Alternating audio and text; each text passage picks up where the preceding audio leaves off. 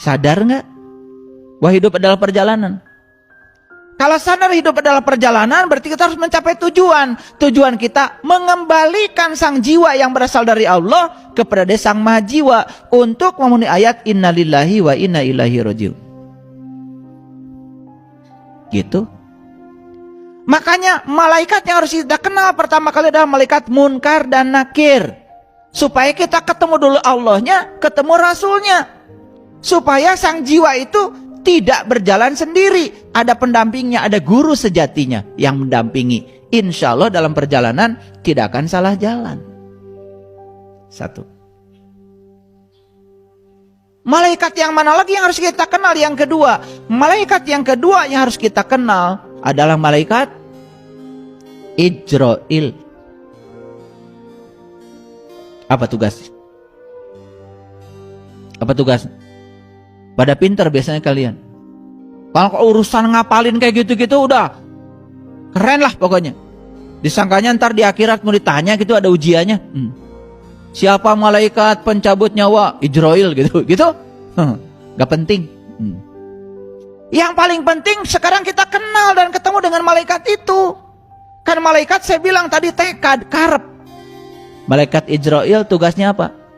Mencabut nyawa. Makanya kata Nabi, mut anta qabla mut. Belajarlah mati sebelum kamu mati. Kata orang tua kita, kamu harus bisa mati sak jeroning urip supaya kamu bisa kenal jati dirimu. Harus belajar ilmu sangkan paraning dumadi, ilmu sangkan paran. Dari mana kamu asal, apa tugasmu, setelah ini kamu mau kemana? Untuk bisa menjawab pertanyaan itu, kamu harus berkenalan dengan malaikat Ijrail. Agar kamu bisa belajar mati selagi hidup. Agar bisa mengalami ayat kullun nafsin zaikatul maut. Belajar merasakan mati. Ayo, pikirkan kata-kata saya. Belajar merasakan mati pada saat setelah mati atau masih hidup? Masih hidup atuh. Kalau sudah mati, kita tidak akan pernah bisa merasakan rasanya mati. Merasakan rasanya mati harus hidup. Makanya kullu nafsin zaikatul maut, setiap yang bernyawa harus merasakan rasanya mati. Merasakan rasanya mati sekarang mumpung masih hidup. Sok yang waras pikirannya. Orang yang mati tidak akan merasakan mati. Namanya juga mati. Kan merasa itu harus hidup. Ini ngerti nggak saya ngomong? Maknya berkenalan dengan malaikat yang kedua, namanya malaikat Ijrail, supaya kita belajar mati sak jeroning urip, supaya kita belajar untuk mematikan diri.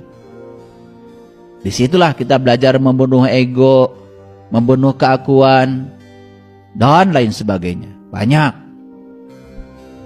Kalau sudah berkenalan dengan malaikat Ijrail, apa yang selanjutnya kita harus lakukan? Kita harus berkenangan dengan malaikat Mikail. Tahu malaikat Mikail tugasnya apa? Menurunkan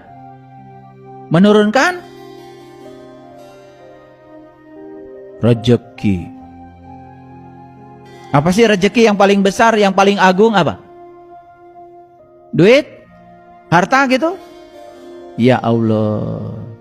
Jangan cari uang, cari yang punya uang. Jangan cari rumahnya, cari yang punya rumah. Li ilafi Quraisy ilafihim rihlatas sitai wasaif falyambudu rabb hadzal bait. Jangan sembah rumahnya, sembah yang punya rumah. Jangan cari uangnya, cari yang punya uang. Kalau kamu cari yang punya uang, kamu akan dapat dua. Dapat yang punya uang dan dapat uang. Kalau kamu cari uang, uang itu hanya bayangan kamu. Uangnya nggak dapat, yang punya uang juga tidak kamu dapat. Makanya dalam hidup cuma dua. Dapat dua-duanya atau nggak dapat dua-duanya. Lanjut. Jadi, yang ketiga apa? Malaikat Mikail. Siapa malaikat Mikail? Yang menurunkan rezeki, betul. Rezeki yang paling agung ya Allah. Mau cari apa?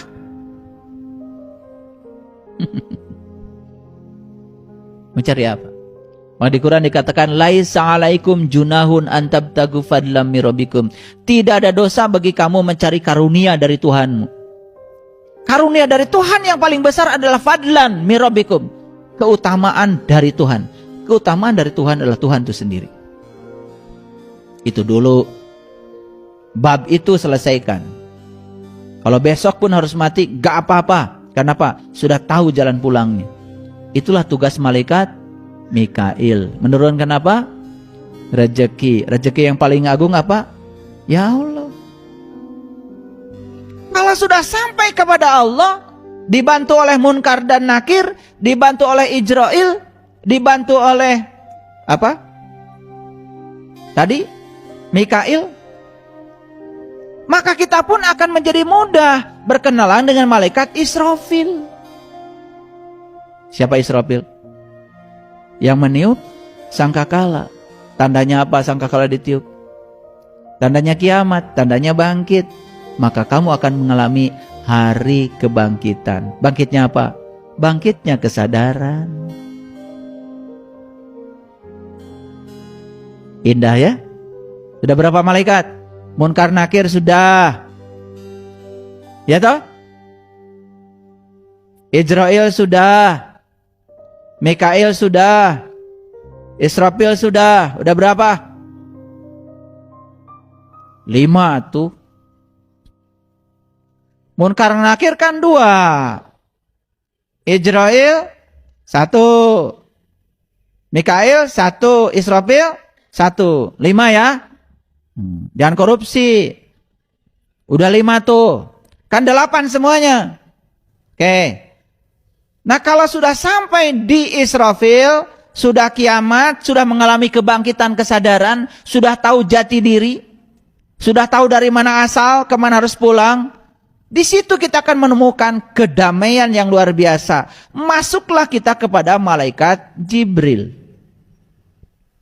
Siapa Jibril yang menurunkan wahyu? Wahyu itu adalah getaran-getaran ilahi. Kita nggak belajar itu, nggak belajar ini, tiba-tiba ngerti. Itu namanya miladun ka ilman. Itu yang namanya ilmu laduni. Pintar tanpa belajar, cerdas tanpa berlatih. Makanya kalau ketika saya sedang memberikan BMK, kalian perhatikan.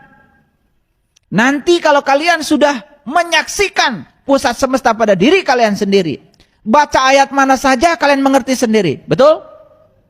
Baru kaget. Loh, gampang ya memahami Quran. Baru kaget. Itu yang disebut dengan melampaui kecerdasan pikiran.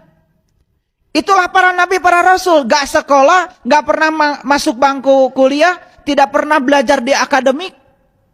Tapi beliau itu adalah bisa menguasai ilmu apa saja.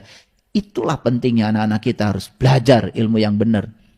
Belajar ilmu yang melampaui intelektualitas. Namanya ilmu kesadaran. Di situ kita akan memasuki yang namanya intelijensia. Sudah ketemu berapa malaikat sekarang? 6. Alhamdulillah ya. Semua ada di sini kan? Munkar dan Nakir yang bertanya, siapa Tuhanmu? Siapa dirimu? Sudah lewat Munkar dan Nakir. Sampai menemukan jawaban Allah dan Rasulnya. Malaikat Ijrail, kita belajar mati sak jerning urip.